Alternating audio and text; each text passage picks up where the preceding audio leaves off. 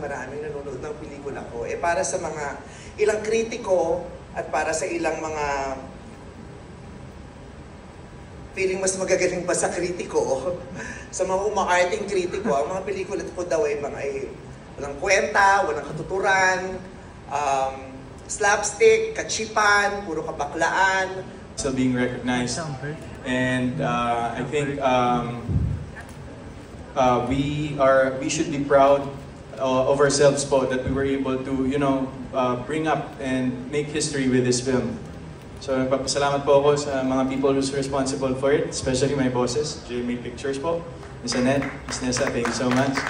And of course to Sir Carlo, of course ABS-CBN, maraming salamat po for the opportunity, and I hope that sana po, isa lang naman po talaga ang pangarap ko as of this moment. And sana po talaga magmura na po ang tickets ng sinihan. Para mas marami pong ganaang producers, mga gumagawa po ng pelikula, at para mas marami rin pong makanood na mga kababayan natin, not only here but especially po abroad. Amen. So with this award po, maraming salamat po again to the 8th Eddies, and I think last year po I was also an awardee. Kaya lang po siguro baka may schedule po tayo nun, pero maraming salamat po for another year of recognition, and I hope this won't be the last. Thank you so much.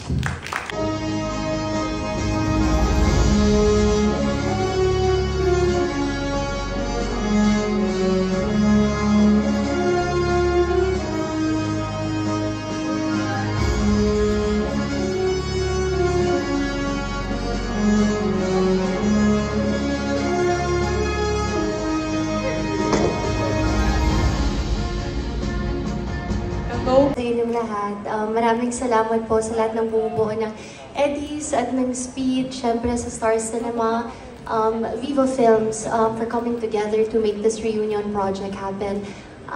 Derek Peterson, Vargas for guiding us and holding our hand throughout this whole process. Our co-actors, hi Kyla, congratulations! And of course to my leading man, Joshua Garcia. Hi Josh, congratulations! I'm so proud of what we continue to build together through storytelling. So, this is for us! Ako po ulit, on behalf of Mr. Joshua Garcia, maraming salamat for this recognition. Thank you po!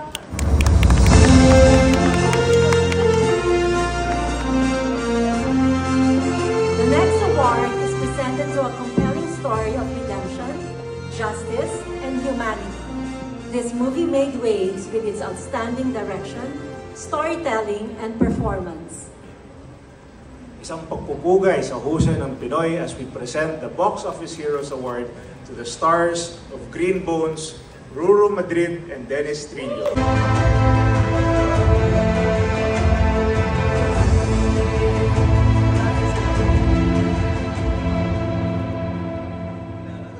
Ipinatawag ko kayong lahat. Charot. Magandang gabi sa inyong lahat. Maraming salamat po sa Eddies for this award. Ito po yung kauna-unahang parangalan na tanggap ko mula sa Speed, mula sa Eddies, kaya naman masayang-masaya po ako. At kung si Ruru hindi niya inasahan na makakatanggap siya ng parangal ngayong gabi, ako po ay inasahan ko po. Tinext po kasi ako last week, so inaasahan ko na siya ngayong gabi.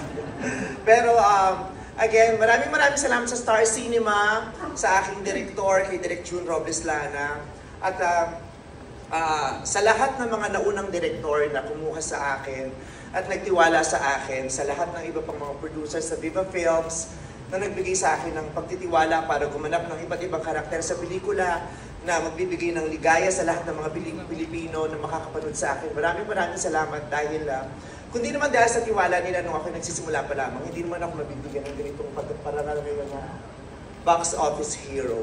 Wow! Swerte ako sa mga award na walang gender.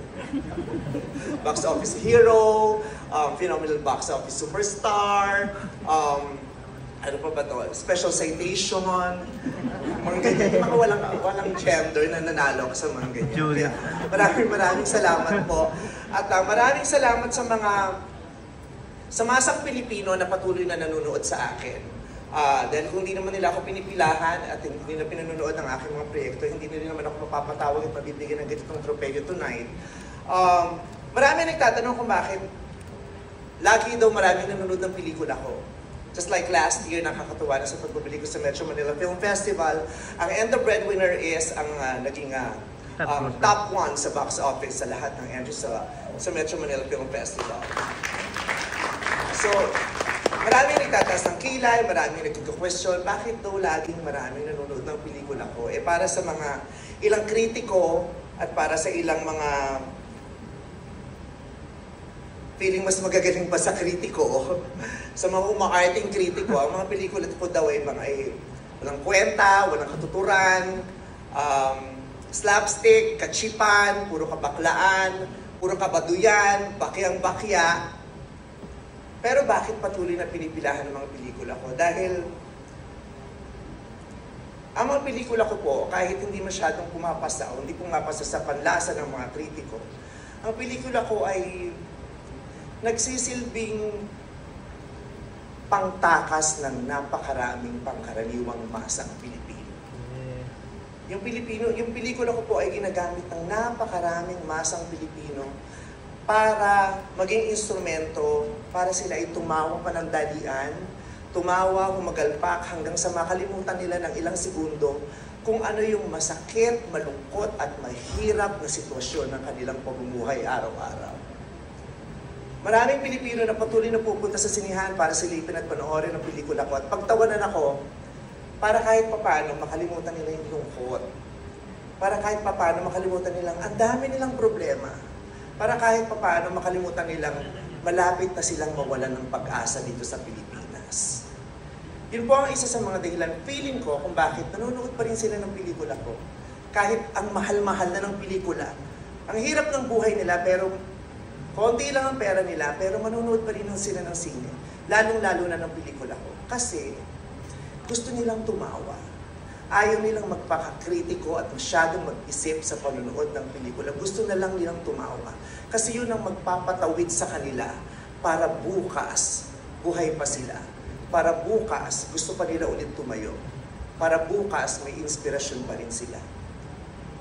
Kaya marami at walang hanggang pasasalamat ang gusto kong ibigay sa masang Pilipino, dahil yung masang Pilipino talaga ang labis-labis ang pagmamahal sa akin.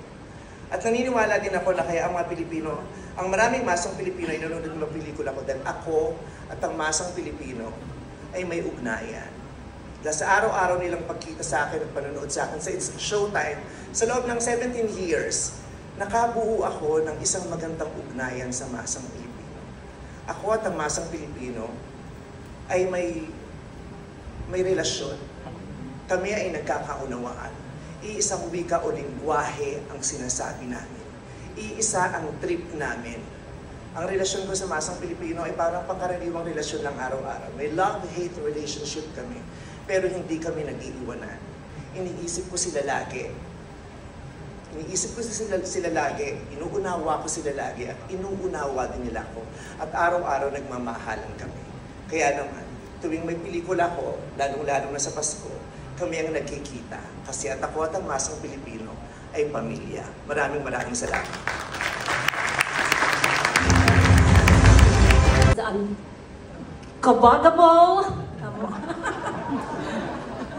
Unkabagable. Sorry. Phenomenal superstar, Vice Ganda.